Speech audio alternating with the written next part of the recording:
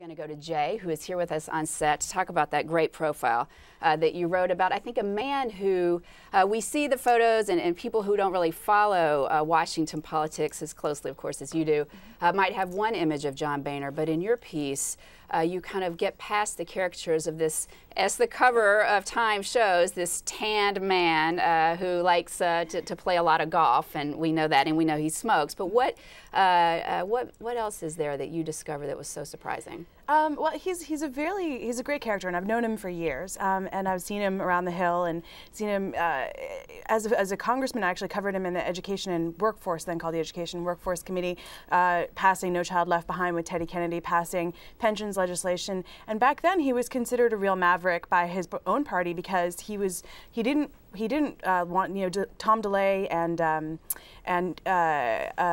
Hastert at the time said, why should we work with the other side? Why should we listen to Teddy Kennedy? We've got complete control of both chambers of Congress. Why don't we just pass this on our own? And he, you know, they went to George W. Bush in the White House at the time, said, let us just do this on our own. And Boehner came into the room, and Bush said, well, what do you think, John? And Boehner said, well, here's why I think we should do it in a bipartisan way. And Bush said, I'm with him. And so he's got this real sort of, it's interesting to me that he's got this background of being so bipartisan. Well, let's talk about that, because obviously he grew up, you know, outside of Cincinnati in Ohio, one of 12 kids. Yeah. I mean, is there what in his background? I think, you know, you've got to learn how to get along. You've got to learn how to work with others. If you got a bunch of brothers and sisters, he's a self-made man. He worked in his dad's bar and delivered papers. I mean, is that kind of the background that propelled him to where he is today? Absolutely. I mean, if anything, he came from this enormous Catholic family outside of Cincinnati. I mean, he's not, you know, the lobbyist who, you know, I mean, he takes lobbyist money, but he is a working class, came from a working class family. I mean, they had one bathroom with 12 kids growing up. I mean, that's incredible, you know. And here's a guy who, you know, used to sweep the floor at the bar and then bartend towards the end, and he said that that's how he learned how to deal with people, because, you know, bars take all types. And late at night, gosh knows what happens. Exactly. That's the way to deal with those Democrats. You know. Cut them off, stop serving them. But, you know, and he really, to me, is in doing this story, he's almost the anti-Gingrich, and Gingrich was. How so? I mean, Gingrich was sort of all about me, you know, and it was this you know, I remember when Karen Tumulty was doing a profile, or my old colleague at Time Magazine, of Newt Gingrich back then. She spent a week with him, behind the scenes, flying around with him. Boehner wanted nothing to do with this profile. He really was hard to, you know, to coax him to talk to us, to get him to talk, his family to talk to us. So he's unlike Gingrich in the sense that he's not seeking out the cameras. Yeah, he doesn't want it. He doesn't want the attention. He doesn't want to be the kind of the professor of the party and let me tell you what to do. Exactly. He wanted it to be much more about the movement, the Tea Party movement, and in a way, it's smart of him, because the more he's sort of out there as the head of this, the harder it is for him to ride. It's really, it can be a tough tiger to ride, and it can come back to bite him. So the more he makes it about them, you know, the easier it is, I think, for him to manage the caucus. And so that's sort of a planned thing, a planned strategy on his part. And he's much cooler than Gingrich. I mean, Gingrich was really hot. But, you know, you talk, I mean, yeah, right, cooler and hot, but, you know, you start your piece off with this kind of amazing description of Boehner. I mean, what was that like? Tell us about that moment when you saw him on election night.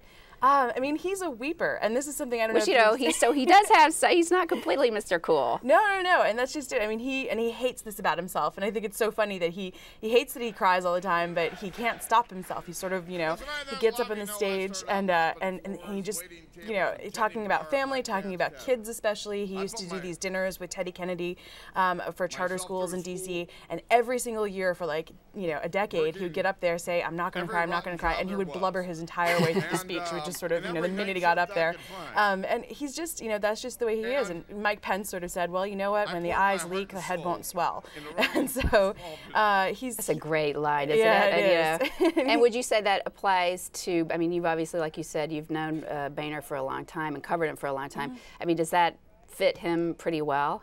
Yeah, I mean, like, it's not that he can't be bombastic. I mean, he definitely can. There's that very famous speech on the floor of the House, "Hell no, you can't," when he was, you know, trying to oppose Barack Obama's stimulus bill, and then, you know, he's whipped the caucus into near unanimous opposition of almost everything in the entire Obama agenda. So, I mean, he can be very tough, you know, but he also can be extremely a big softie. But, you know, okay, so he's kind of hard to caricature, I mean, which is kind of the point of your piece. But based on what you know about him, is he going to be? What kind of leader will he be? Confrontational, a diplomat, a coalition builder. It sounds like it's going to be kind of hard to predict. Well, it's hard because he's in a bit of a bind. He's got this freshman class coming in that are a lot of Tea Partiers, a lot of people who are going to want him to be very in opposition to the president, very much in opposition to the Democratic caucus, and so he really wants to sort of, what he has said is that he wants to restore civility to the House, bring back a sense of bipartisanship to the House.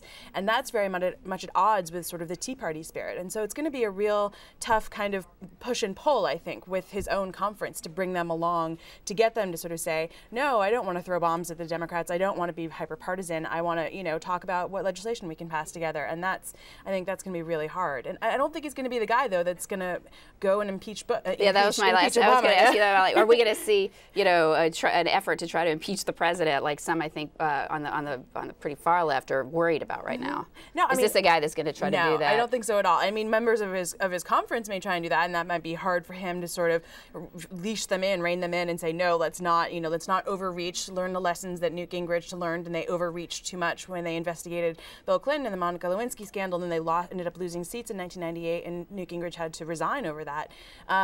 So don't overreach, but then at the same time, still be tough, still do oversight. He said that's definitely a priority of his tenure as Speaker, but also, not sort of go crazy and kind of, impeach and do all these, theatrical things. So I guess that's where he could draw on being the second of 12, kind of keeping all those people in line when he was growing up. Exactly. And cutting people off at last call. All right, Jay, thanks really. It was great to have you, and the piece was terrific. Thanks a lot for joining us.